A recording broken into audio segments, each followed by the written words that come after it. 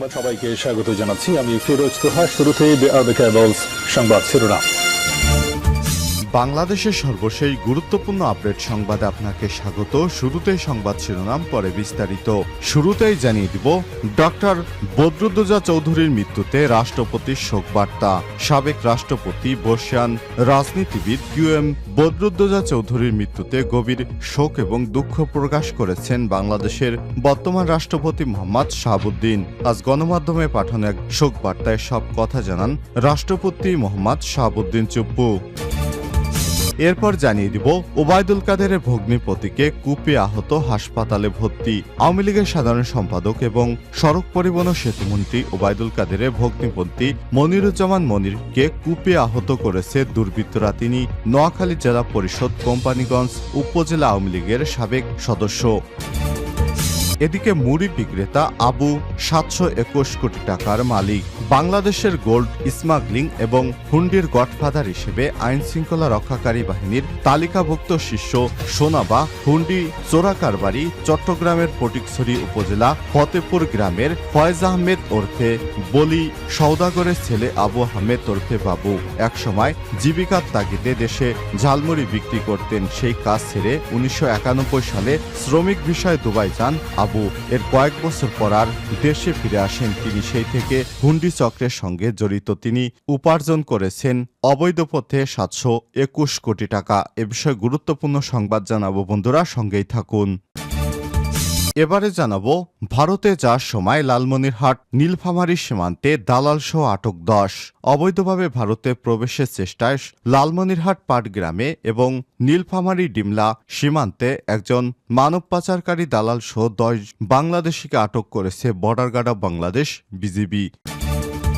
এদিকে খুলনায় বিএনপির সমাবেশে দুই গ্রুপের মধ্যে সংঘর্ষ, আহত 15। খুলনা বিএনপির সুধী সমাবেশে দুই গ্রুপের সংঘর্ষের ঘটনা ঘটেছে। এতে আধা ঘণ্টা ব্যাপী চলা সংঘর্ষে অন্তত 15 জন আহত হয়েছেন। তাদেরকে খুলনা মেডিকেল কলেজ হাসপাতালে ভর্তি করা হয়।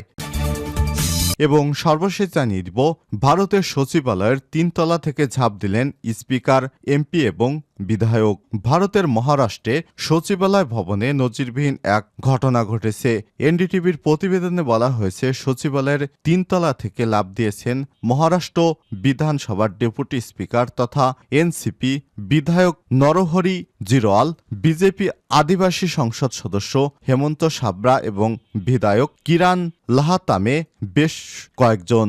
এই ঘটনার বিস্তারিত সম্পর্কে জানা যায়, মহারাষ্ট্র রাজ্যের ধাওর গোষ্ঠীকে তফসিলি জনজাতি এসটি অন্তর্ভুক্ত করার প্রতিবাদে তারাই কর্মকাণ্ড ঘটিয়েছেন। প্রিয় দর্শক, এতক্ষণ শুনছিলেন সংবাদ শিরোনাম, এবারে বিস্তারিত। তবে তার আগে বন্ধুরা অনুরোধ থাকবে, এই সংবাদটিতে একটি লাইক দিন।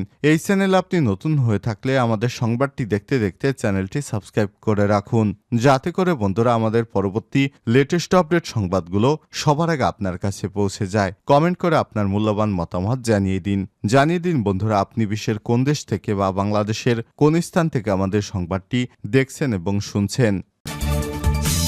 ডক্টর বদরুদ্দোজা চৌধুরীর মৃত্যুতে রাষ্ট্রপতির শোকবার্তা। সাবেক রাষ্ট্রপতি এবং বর্ষিয়ান রাজনীতিবিদ QM বদরুদ্দোজা চৌধুরীর মৃত্যুতে গভীর শোক এবং দুঃখ প্রকাশ করেছেন রাষ্ট্রপতি মোহাম্মদ শাহাবুদ্দিন। শনিবার 5 অক্টোবর গণমাধ্যমে পাঠানো এক শোকবার্তায় প্রধান বিচারপতি এই শোক প্রকাশ করেন। শোকবার্তায় রাষ্ট্রপতি বলেন, বদরুদ্দোজা চৌধুরীর মৃত্যুতে দেশের রাজনৈতিক অঙ্গনে যে ক্ষতি হল তা অপূরণীয়। তিনি মরহুমের আত্মার মাগফিরাত কামনা করেন এবং পরিবারের প্রতি সমবেদনা জানান। শুক্রবার দিবাগত রাত 3:15টার দিকে নিজের প্রতিষ্ঠিত উত্তরা উইমেন মেডিকেল কলেজ হাসপাতালে তার মৃত্যু হয়। মৃত্যুকালে তার বয়স হয়েছিল 94 বছর। তিনি স্ত্রী, এক ছেলে, 2 মেয়ে এবং নাতি নাতনি সহ অসংখ্য গুণগ্রহী রেখে গেছেন। প্রেস বিজ্ঞপ্তিতে বদরুদ্দোজা চৌধুরীর পেশ সচিব জাহাঙ্গীর আলম জানান, ফুসফুসে সংক্রমণ হওয়ায় গত 2 অক্টোবর সকালে বি চৌধুরী উত্তরা মহিলা মেডিকেল কলেজ হাসপাতালে ভর্তি করা হয়। সেদিন বি চৌধুরীর মেয়ে ডাক্তার শায়লা চৌধুরী জানান যে তার বাবা আগে থেকেই স্কিমিং হার্ট ডিজিজেসে ভুগছিলেন। চিকিৎসক এবং প্রবীণ রাজনীতিবিদ বদরুদ্দোজা চৌধুরীর জন্ম 1930 সালের 11 অক্টোবর কুমিল্লা শহরে। ওবায়দুল কাদেরের ভগ্নিপতিকে কুপিয়ে আহত, হাসপাতালে ভর্তি। আওয়ামী লীগের সাধারণ সম্পাদক ওবায়দুল কাদেরের ভগ্নিপতি মনিরুজ্জামান মনিরের ৫৬কে কুপিয়ে আহত করেছে দুর্বৃত্তরা। তিনি নোয়াখালী জেলা পরিষদ কোম্পানীগঞ্জ উপজেলা আওয়ামী লীগের সাবেক সদস্য। শুক্রবার ৪ অক্টোবর বিকেলে কোম্পানীগঞ্জ উপজেলার চরহাজারী ইউনিয়নের চরহাজারী চৌরাস্তা এলাকায় চলন্ত একটি অটোরিকশার গতি রোধ করে তাকে কুপিয়ে আহত করা হয়। স্থানীয়রা জানিয়েছে, শুক্রবার মসজিদে নামাজ পড়ে সিএনজিতে বসুরহাট বাজারে যাচ্ছিলেন মনিরুজ্জামান। এ সময় চৌরাস্তা এলাকায় তার সিএনজি গতিরোধ করে একদল দুর্বৃত্ত। পরে তারা অটোরিকশা থেকে নামিয়ে মনিরুজ্জামানকে এলোপাতাড়ি কুপিয়ে আহত করে পালিয়ে যায়। স্থানীয়রা আহত মনিরকে উদ্ধার করে কোম্পানীগঞ্জ উপজেলা স্বাস্থ্য কমপ্লেক্সে ভর্তি করেন। পরে চিকিৎসকের পরামর্শে তাকে উন্নত চিকিৎসার জন্য ঢাকায় পাঠানো হয়। উপজেলা স্বাস্থ্য কমপ্লেক্সের জরুরি বিভাগের চিকিৎসক রৌশন জাহান বলেন, মনিরুজ্জামান নামের ওই রোগীর মাথায় ও পিঠে ধারালো অস্ত্রের জখম হয়েছে। এছাড়াও হাঁটুতে গুরুতর জখম দেখা গেছে। তাকে প্রাথমিক চিকিৎসা দিয়ে ঢাকায় নেয়ার পরামর্শ দেওয়া হয়েছে। কোম্পানীগঞ্জ থানার ভারপ্রাপ্ত কর্মকর্তা ওসি গাজী মোহাম্মদ ফৌজুল আজিম বলেন, বিষয়টি আমরা শুনেছি, তবে এ বিষয়ে কেউ থানায় লিখিত অভিযোগ দেয়নি। অভিযোগের ভিত্তিতে পরবর্তী ব্যবস্থা গ্রহণ করা হবে। মুড়ি বিক্রেতা আবু ৭২১ কোটি টাকার মালিক। বাংলাদেশের গোল্ড স্মাগলিং এবং হুন্ডির গডফাদার হিসেবে আইনশৃঙ্খলা রক্ষাকারী বাহিনীর তালিকাভুক্ত শীর্ষ সোনাবা হুন্ডি চোরাকরবাড়ি চট্টগ্রাম ফটিকছড়ি উপজেলার ফতেপুর গ্রামের ফয়েজ আহমেদ ওরফে বলি সওদাগরের ছেলে আবু আহমেদ ওরফে বাবু একসময় জীবিকার তাগিদে দেশে ঝালমুড়ি বিক্রি করতেন। তিনি সেই কাজ ছেড়ে ১৯৯১ সালে শ্রমিক ভিসায় দুবাই যান। আবু এর কয়েক বছর পর আবার দেশে ফিরে আসেন। সেই থেকেই আরব আমিরাত আর বাংলাদেশে যাওয়া আসার মধ্যেই আছেন তিনি। স্বর্ণ চোরাচালান ও হুন্ডির ব্যবসায় তাকে গডফাদার হিসেবে গণ্য করা হয়ে থাকে। ২০১৩ সালের ৩ আগস্ট চট্টগ্রাম নগরীর হিলভিউ আবাসিক এলাকায় বাসার সামনে থেকে হঠাৎ অপহৃত হন আবু।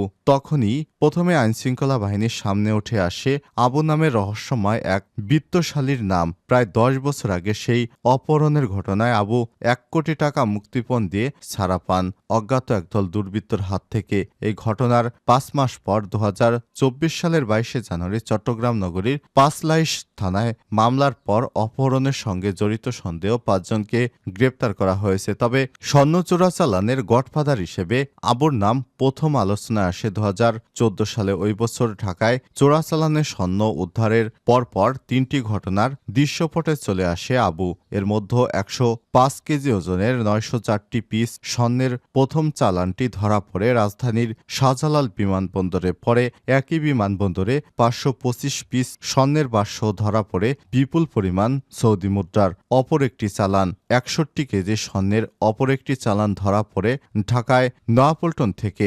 এসব ঘটনায় ঢাকা বিমানবন্দর থানা এবং পল্টন থানায় আবুর বিরুদ্ধে মামলা হয়। এরপর ২০১৬ সালের ২৫ জানুয়ারি চট্টগ্রাম নগরীর রিয়াজউদ্দিন বাজারে বাহার মার্কেট থেকে তার স্ত্রী খুনের মামলায় আলোচিত তৎকালীন নগর গোয়েন্দা পুলিশের অতিরিক্ত উপপুলিশ কমিশনার বাবুল আক্তারের নেতৃত্বে উদ্ধার করা হয় ৩টি সিন্দুক ভর্তি বিপুল পরিমাণ স্বর্ণ ও নগদ টাকা। এর মধ্যে একটি সিন্দুক থেকে ২৫০টি স্বর্ণের বার, অন্য একটি সিন্দুক থেকে পাওয়া যায় ৬০ লাখ টাকা। এই ঘটনায় আবু এবং তার ম্যানেজার এনামুল হক নাইমকে আসামি করে কোতোয়ালি থানায় মামলা দায়ের করা হয়। ভারতে যাওয়ার সময় লালমনিরহাট নীলফামারী সীমান্তে দালালসহ আটক ১০। অবৈধভাবে ভারতে অনুপ্রবেশের চেষ্টায় নীলফামারী এবং ডিমলা সীমান্তে একজন মানব পাচারকারী দালালসহ ১০ বাংলাদেশিকে আটক করেছে border guard of Bangladesh BGB. শুক্রবার ৪ অক্টোবর তাদের গ্রেপ্তার করা হয়। আটককৃতদের পাটগ্রাম থানায় হস্তান্তর প্রক্রিয়া চলছে। বিজিবি জানায় দুপুর ১২:৩০টার দিকে অবৈধভাবে ভারতে যাওয়ার সময় লালমনিরহাট পাটগ্রাম সীমান্ত এলাকায় দালাল চক্রের মোহাম্মদ বেলাল হোসেন সহ ৬ জনকে গ্রেপ্তার করা হয়। খুলনায় বিএনপির সমাবেশে ২ গ্রুপের সংঘর্ষ, আহত ১৫। খুলনা বিএনপির সুধী সমাবেশে ২ গ্রুপের সংঘর্ষের ঘটনা ঘটেছে। প্রায় আধা ঘণ্টা ব্যাপী চলা সংঘর্ষে আহত হয়েছে 15 জন। তাদের খুলনা মেডিকেল কলেজ হাসপাতালে ভর্তি করা হয়।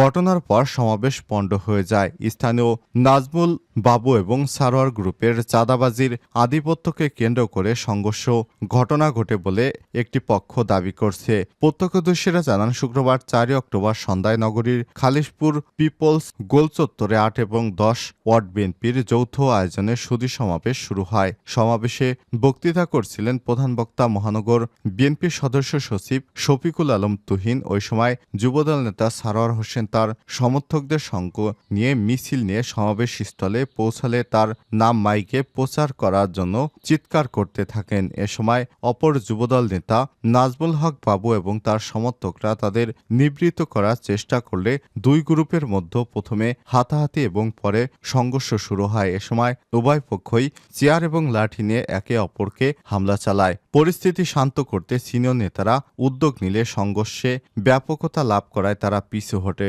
পরে একটি পক্ষ দাবি করেন, নগরীর খালিশপুর চিত্রালী বাজার থেকে ক্রিসেন্ট বাজার পর্যন্ত ফুটপাতের হকারদের কাছ থেকে চাঁদাবাজির আধিপত্যকে কেন্দ্র করে কিছুদিন ধরে নাজমুল বাবু ও সারোয়ার হোসেন গ্রুপের মধ্যে উত্তেজনা বিরাজ করছিল। এ নিয়ে দুই পক্ষের মধ্যে এই সংঘর্ষের সূত্রপাত হয়েছে।